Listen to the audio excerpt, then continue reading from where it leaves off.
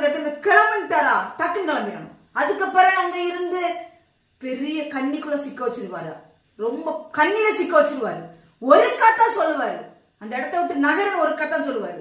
இல்ல ஐயோ எங்க ஊழியக்காரர் பாவங்க, ஆண்டவரோட ஊழியக்காரங்க பெருசாயிட்டாங்களா, எங்க ஊழியக்காரங்க பாவங்க, அவங்கள இவ்வளவு நாள் எங்களை மேய்ச்சிட்டாங்க, உனக்கு கொடுத்த மேய்த்தல் உனக்கு அவ்வளவுதான், அங்க இருக்கிற நாள் உனக்கு முடிஞ்சுனா வெளில இறங்கணும், உனக்கு கொண்டு பெரிய காரியங்களை செய்வாராண்டவர்.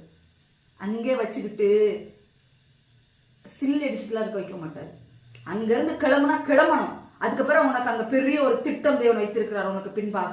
அந்த திட்டத்தை நீ அறிந்தவர்களா இருக்க முடியாது. அதனால சொல்லிட்டாரா கிளம்பணும். இன்னைக்கு கர்த்தர் சொன்னதுக்கு பிறகும் அங்க இருக்கணும்னு ஆசைப்பட்டு வாங்கின அட்டிகள் ஏராளம் ஏராளம்.